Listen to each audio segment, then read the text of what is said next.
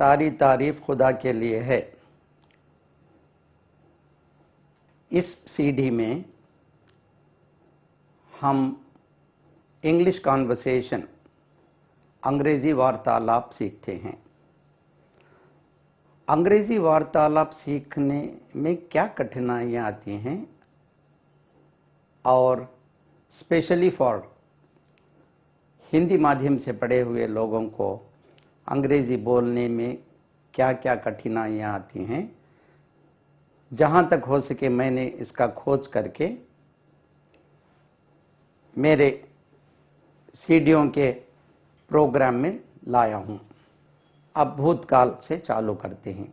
इसमें इंट्रोडक्शन और दूसरी सीडी में डिटेल से आपको भूतकाल का प्रयोग सिखा देंगे। अब भूतकाल लीजिए, हिंदी को पहले आइए। अब काल छोड़ दिया। अगर आपको हिंदी में तुमने लिखा, तुमने लिखा,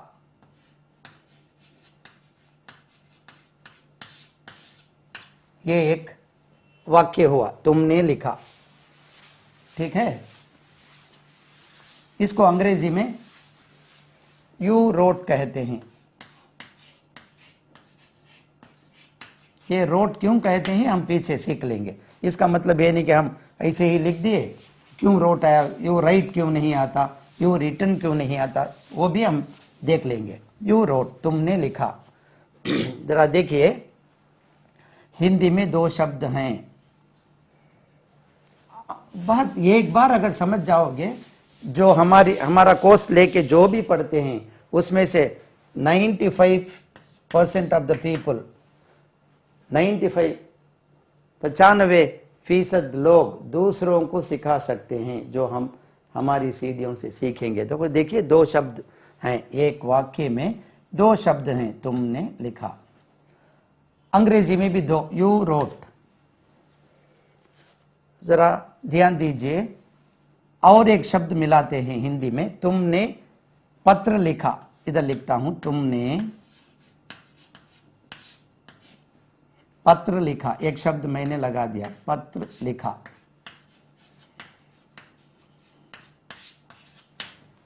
तुमने पत्र लिखा। और एक शब्द लगाता हूं, तुमने एक पत्र लिखा। छोटा हो गया पत्र, तुमने एक पत्र लिखा, एक पत्र।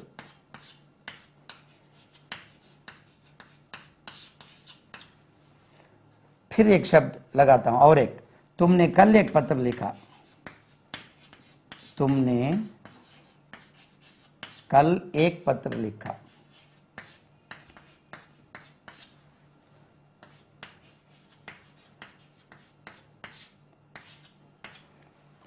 जरा देखिए, ये जो क्रिया है दूसरी जगह पे है।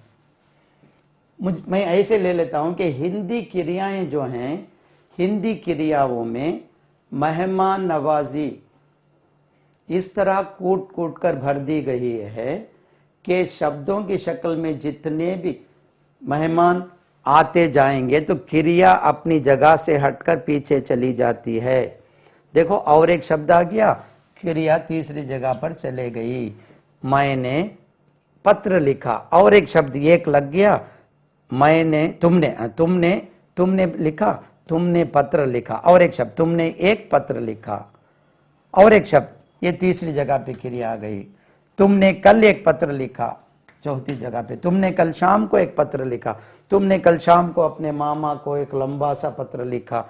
तो ये क्रिया जो है मेहमान नवाजी की खातिर अपनी जगह से हिटकर मेहमानों को, शब्दों की शक्ल में आने वाले मेहमानों को अंदर ले लेकर पीछे चली जाती है। ये रहा हिंदुस्तानी भाषाओं का स्टाइल। ठीक है, ज्यादा से ज्यादा भाषाएं इसी तरह क्रिया पीछे चली जाती हैं। ये चीज हमको 3rd स्टैंडर्ड से सिखाई जाती है, लेकिन दूसरे तरीके से सिखाई जाती है। वो कैसे? S V, S V A, S V C, S V O, यही है वो। यही चीज को मैंने इस तरह पेश किया है। अब देखिए, आगे चलिए, वो क्या है एस वी देखेंगे। तो अब अंग्रेजी को ले लीजिए। अंग्रेजी का शब्द देखिए, यू रोट, ये क्रिया जो है दूसरी जगह पे है। हिंदी की क्रियाओं की तरह अंग्रेजी क्रियाओं में वो मेहमान नवाजी नहीं होती। अगर कोई शब्द मेहमान बनकर इनके साथ लगना चाहता है तो क्रिया उसको पीछे ढकेल देती है। यू रोट लेटर, देखिए तुमने लिखा यू रोट, तुमने पत्र लिखा यू रोट लेटर, ये दूसरी जगह पे ही है।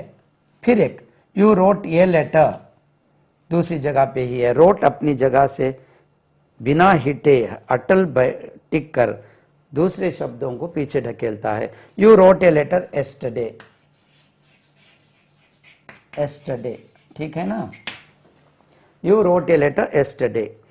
तो हिंदी माध्यम से पढ़े हुए छात्रों का प्रॉब्लम, तुमने कल एक पत्र लिखा, तो वो कैसे सोचेगा अंग्रेजी में, यू एस्टरडे ये लेटर रोट बोलेगा। अगर उसको समझाया जाता है you wrote a letter yesterday evening, तो उसके दिमाग में क्या बात आती है, तुमने लिखा एक पत्र कल। अरे हमको तो तुमने कल एक पत्र लिखा कहना चाहिए। You wrote a letter yesterday बोलने से तुमने लिखा एक पत्र कल, ये कैसे ठीक हुआ? तो अध्यापकों को गुस्सा आएगा, वो बोलेंगे देखो you wrote a letter yesterday evening, तो वो पूछते हैं तुमने लिखा एक पत्र कल, तुमने लिखा एक पत्र कल। फिर बोलने से ऐसे वो क्या समझते हैं, वो हमारा दिमाग बहुत कुंद है, बहुत डल है, हमको अंग्रेजी नहीं आएगी। तो उनको ये समझा देने से कि ये जो अंग्रेजी की क्रिया, क्यों क्रिया दूसरी जगह पे अटल रहती है, क्यों नहीं ये पीछे यू क्या हो, you yesterday a letter wrote क्यों नहीं लिखा जाता? अगर वो पूछते हैं तो हर एक काम आसानी से हल निकाल सकते हैं। उनसे ऐसे कहेंगे, देखिए जो जिस किस्म का ड्रेस आप जिस तरह की पोशाक आप पहने हुए हैं, क्यों ना इस तरह की पोशाक अंग्रेज जैसी नहीं पहने हो? तुम क्यों अंग्रेज जैसे नहीं खा रहे हो? तुम क्यों ये तुम्हारे हिसाब से खा रहे हो? आपके खाने की जो चीजें हैं, क्यों ये खा रहे हो, क्यों नहीं वो खाते? अगर पूछेंगे तो कोई जवाब होगा, उसका उत्तर ही नहीं होगा। तुम क्यों इस तरह के मकानों में रह रहे हो? तुम क्यों ऐसी गाड़ी चला रहे हो, क्यों ना वैसी गाड़ी? तो उन लोगों का जो रहने का स्टाइल है वो वैसे रहेंगे, हम लोगों के रहने का जो स्टाइल है हम ऐसे रहेंगे। देखो शादी ब्याह में जो जिस तरह की पोशाकें हम पहनते हैं, तो उन लोगों के पोशाकों के पहनने में अंतर होता है या नहीं? तो उनके सोचने में, उनके रहन सहन में, उनके खाने की चीज़ों में जिस तरह का अंतर है, जिस तरह का अंतर होता है, वैसे ही हमारे सोचने के स्टाइल में हम ऐसे सोचते हैं। उन लोगों के लिखने, देखिए अगर एक अंग्रेज आके हिंदी पढ़ रहा है, आप सिखा रहे हैं, you wrote a letter yesterday सिखा रहे हैं, और उसको बताएंगे तुमने कल एक पत्र लिखा, तो वो बोलेगा नहीं ऐसे नहीं बोलूंगा, मैं ऐसे बोलूंगा, तुमने लिखा एक पत्र कल। आप बोलेंगे नहीं भाई, आप अपनी जबान में तो you wrote a letter yesterday, आपकी जबान में कैसे भी बोलो, जाओ जहन्नम में, हमको कोई वांदा नहीं है। अगर आपको हिंदी में बोलना है तो हम इस तरह ही बोलेंगे। अगर आप अंग्रेजों को हिंदी सिखाते हैं तो क्या आप ये नहीं बोलेंगे कि आपका स्टाइल छोड़ दीजिए, हमारा स्टाइल इख्तियार कीजिए? इसी तरह जब हम दूसरी भाषा, कोई एक भाषा सीखते हैं, तो उस भाषा का जो स्टाइल होता है, राइट, जिस ढंग से उस भाषा में लिखा जाता है, पढ़ा जाता है और बोला जाता है, उस ढंग को हमको इख्तियार करना चाहिए। बात ठीक हो गई।